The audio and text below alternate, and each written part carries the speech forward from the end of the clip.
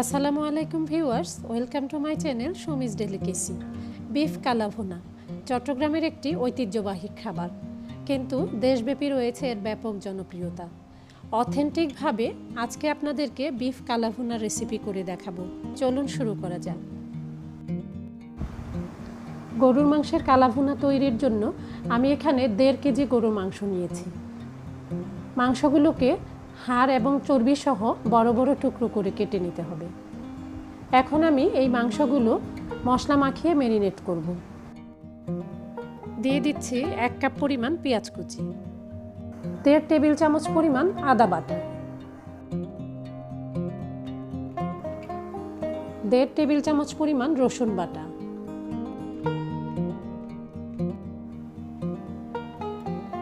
3-4টি তেজপাতা।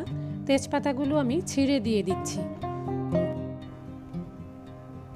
দিয়ে দিচ্ছি 2টি স্টার এনিস, 2টি বড় এলাচ, 6-7টি ছোট এলাচ। এলাচের মুখগুলো আমি ফাটিয়ে দিয়েছি। 4-5 টুকরা দারচিনি, 6-7টি কাবাব চিনি, 6-7টি কালো গোলমরিচ, 1 চা চামচ মরিচের গুঁড়া। আর এই মরিচের গুঁড়া আপনারা আপনাদের স্বাদ অনুযায়ী ব্যবহার করবেন। 1/2 চা চামচ পরিমাণ হলুদের গুঁড়া, 1 চা চামচ পরিমাণ জিরার গুঁড়া, 1 টেবিল চামচ পরিমাণ ধনের গুঁড়া, 1 টেবিল চামচ পরিমাণ লবণ, 1 কাপ পরিমাণ পেঁয়াজ বেরেস্তা। আর এই বেরেস্তাটা আমি হাতে গুঁড়া গুঁড়া করে দিচ্ছি। দিয়ে দিচ্ছি 1.25 কাপ পরিমাণ তেল। এই তেলটা আমি যে বেরেস্তা ভেজেছি সেই বেরেস্তা ভাজা তেল। এখন আমি তেল, মশলা, মাংস একসাথে খুব ভালোভাবে মেখে নিব।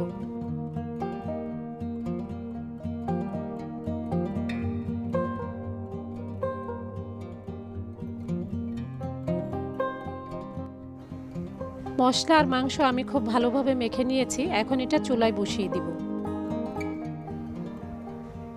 মাংসটা আমি চুলায় বসিয়ে দিয়েছি।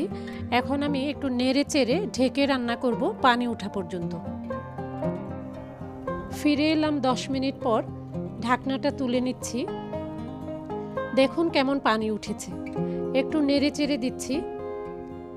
এই মাংসের পানিতেই মাংসটা সেদ্ধ করার চেষ্টা করতে হবে। যদি কোনো কারণে মাংস সেদ্ধ না হয় তাহলে পানি গরম করে এর মধ্যে দিতে হবে। ভালো করে নেড়ে চেড়ে নিই। মশলা, পানি, মাংস সব একসাথে ভালো করে নেড়ে মিশিয়ে আবার ঢেকে রান্না করব।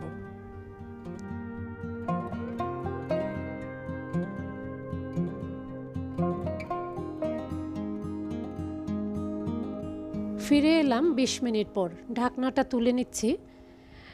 দেখুন মাংসের পানি কেমন শুকিয়ে গিয়েছে আর মাংসটা কষা কষাও হয়ে গিয়েছে। এখন একটু দেখে নেই যে মাংসটা কি পরিমাণ সিদ্ধ হয়েছে। মাংসটা সিদ্ধ হওয়ার উপর নির্ভর করে এর উপরে গরম পানি দিতে হবে। মাংসটা দেখে নিচ্ছি, এখনও অনেক শক্ত রয়েছে, তেমন একটা সেদ্ধ হয়নি। এখন আমি মাংস সেদ্ধ হয় এরকম আন্দাজে এর মধ্যে গরম পানি দিয়ে দিচ্ছি।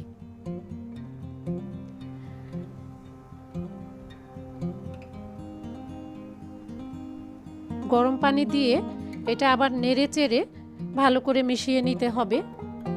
এখন আবারও ঢেকে রান্না করব।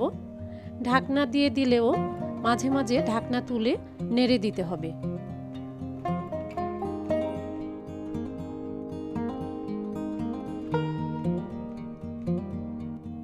ফিরে এলাম 1 ঘন্টা পর। মাংস পুরোপুরি সেদ্ধ হয়ে গিয়েছে, পানিও কমে এসেছে। এখন আমি এর মাঝে দিয়ে দিব গুঁড়ো মশলাগুলো। দিয়ে দিচ্ছি 1/2 চা চামচ পরিমাণ গরম মশলার গুঁড়া, 1/2 চা চামচ পরিমাণ ভাজা জিরার গুঁড়া, 1/2 চা চামচ পরিমাণ জায়ফল গুঁড়া, 1/2 চা চামচ পরিমাণ কালো গোলমরিচ গুঁড়া,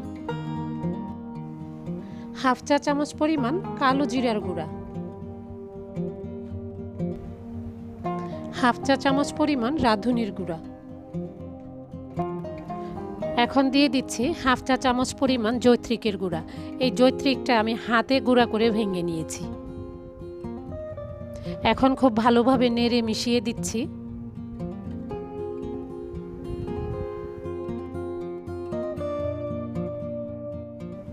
নেড়ে চেড়ে পানি শুকিয়ে নিয়েছি।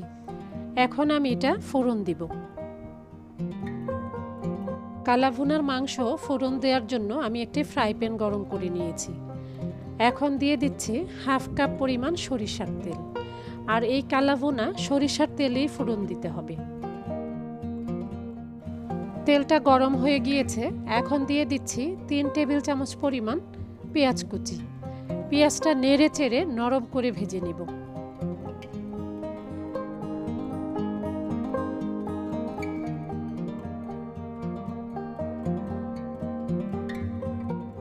পেঁয়াজটা নরম করে ভেজে নিয়েছি। এখন দিয়ে দিচ্ছি 1 চা চামচ পরিমাণ রসুন কুচি। ভালো করে নেড়ে চেড়ে মিশিয়ে দিব।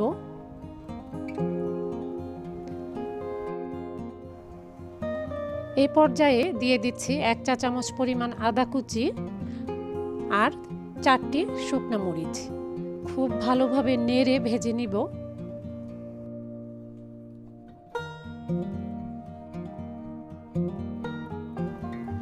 ফোড়নের উপকরণ রেডি হয়ে গিয়েছে। এখন আমি রান্না করা মাংস থেকে চামচ দিয়ে তুলে একটু মাংস এই ফোড়নের তেলে দিয়ে দিব। খুব ভালোভাবে নেড়েচেড়ে মিশিয়ে নিব। মেশানোর পর আমি ঢাকনা দিয়ে 2 মিনিটের মতো ঢেকে রাখব। ভালো করে নেড়ে মেশাতে হবে।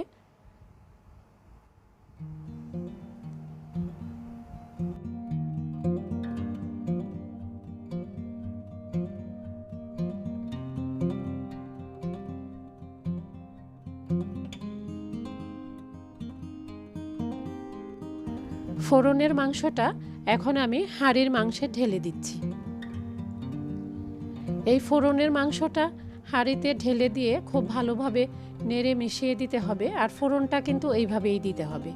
ফোড়নটা যখন আমি এইভাবে দিব, ফোড়নের মাংসের যে সুন্দর সুঘ্রাণ সেটা হাঁড়ির মাংসের সাথে মিশে এটা আরও বেশি লোভনীয় স্বাদের হবে।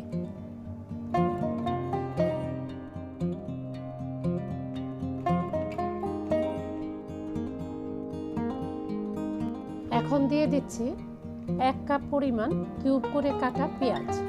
আর দেওয়ার আগে পেঁয়াজটাকে একটু ছাড়িয়ে নিতে হবে। এখন আর ঢেকে রান্না করব না, ঢাকনা ছাড়াই নেড়ে নেড়ে রান্না করব।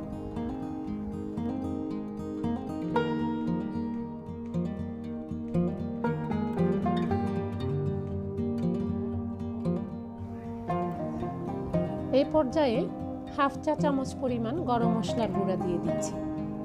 আরও দিচ্ছি হাফ চা চামচ পরিমাণ রাঁধুনির গুঁড়া। নেড়ে নেড়ে মিশিয়ে নিব। এখন এমন সময় পরিমাণ রান্না করব যেন পেঁয়াজটা চকচকে হয়ে যায়। আর রান্না করার সময় খুব ভালোভাবে নাড়তে হবে যেন নিচে লেগে না যায়। আর এই মাংসটা দেখেন রান্না করতে করতেই কেমন কালো হয়ে গিয়েছে। এটাকে তো ভেজে ভেজে কালো করার কোনো প্রয়োজন নেই। যখন আমরা এটা অনেক সময় ধরে ভাজবো, মাংসটা শক্ত হয়ে যাবে। তখন এটা আর কালা ভুনা হবে না, কালা ভাজা মাংস হয়ে যাবে।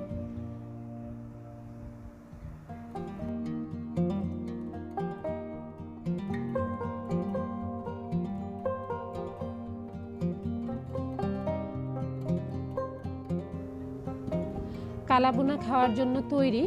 এখন আমি চুলাটা নিভিয়ে ঢেকে দিচ্ছি।